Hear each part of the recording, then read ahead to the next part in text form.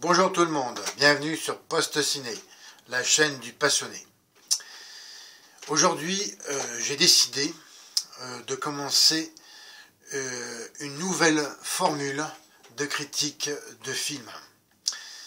Après avoir réfléchi sur, en fait, moi ce qui m'intéresse, c'est voir, comme la majorité des gens sur YouTube, c'est le nombre de vues.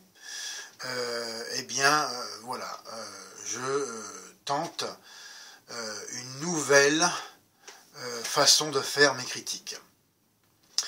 Déjà beaucoup plus courte et en allant à l'essentiel de ce qu'il y a à dire, tout simplement. Ceci concernant l'ensemble des critiques que j'ai faites sur les sorties de films, DVD, et puis voilà, je veux tout simplement augmenter le nombre de vues et surtout d'abonnés. Je pense que bon nombre auraient déjà arrêté leur chaîne, vu que moi je n'ai que 8 abonnés depuis le 18 août 2013. Alors voilà, c'est une remise en question fondamentale de ma chaîne YouTube. Eh bien, je vais commencer cette nouvelle formule sans plus attendre sur la critique du film et du DVD de Tremors numéro 1. C'est un film américain sorti le 23 mai 1990 d'1h36, réalisé par Ron Underwood. Alors, c'est un film que je n'ai jamais vu à la télé. Ça ne doit pas intéresser ici à la télévision française de diffuser ce genre de film d'horreur. Et c'est bien malheureux car c'est une pépite du cinéma de genre, tout simplement. Alors c'est l'histoire d'une petite communauté qui s'appelle Perfection, quelque peu marginale, qui se trouverait dans le désert du Nevada. Bon, bien sûr c'est une histoire inventée, et qui est soudain menacée par un monstre sorti de terre, espèce de ver géant doté d'une force phénoménale, de multiples tentacules et capable de se mouvoir à grande vitesse. Voilà, et je me suis vraiment régalé en regardant ça. Ça faisait super longtemps que je cherchais ce film, et voilà, c'est un bijou du film d'horreur. C'était une comédie, comédie d'horreur, mais voilà, c'est vraiment une très bonne facture, excellente, malgré son grand âge, quand même ça fait un moment, 1990. Eh bien il n'a pas trop vieilli. Les effets spéciaux, tout en tenant compte de l'époque, eh bien ils peuvent paraître un peu kitsch, mais quand même, je précise que il n'y avait peu ou quasiment pas à l'époque de travail, ce qu'on appelle CG en anglais, les effets spéciaux créés ou ajoutés à l'aide d'ordinateurs sophistiqués de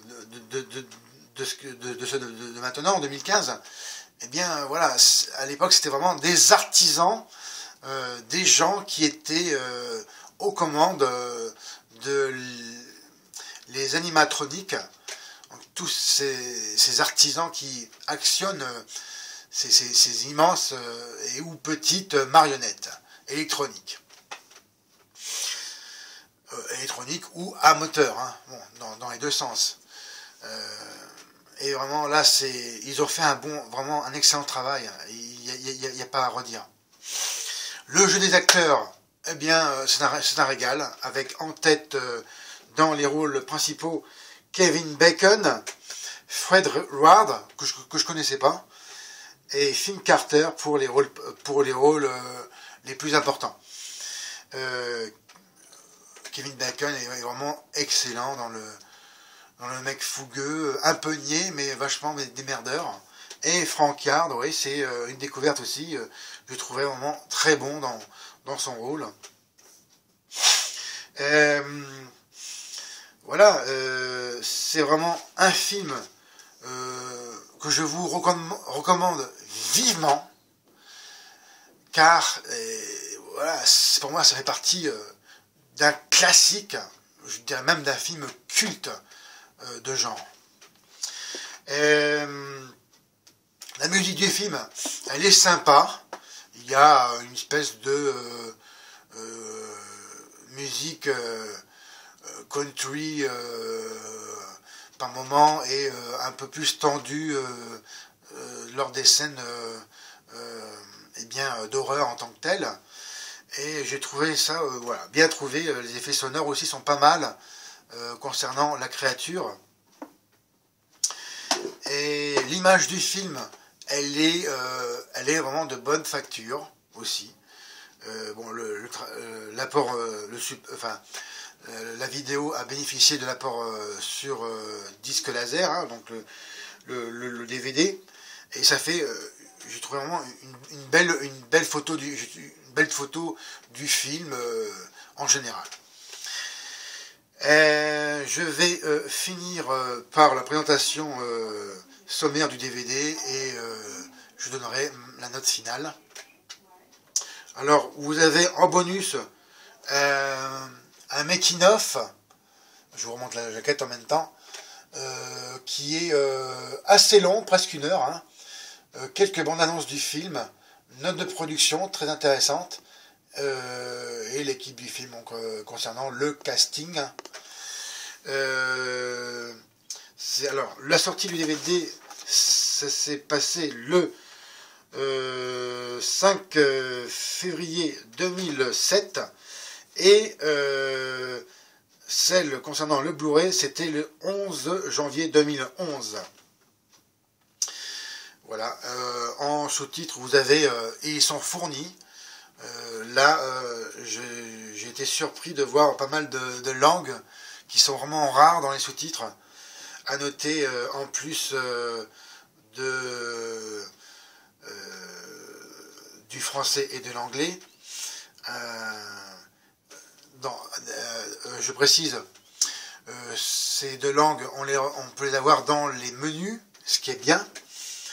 Vous avez l'allemand, polonais, tchèque, hongrois, turc, suédois, finnois, finlandais, norvégien, portugais, danois, bulgare. Eh ben ça c'est vraiment bien fourni en sous-titres. Hein.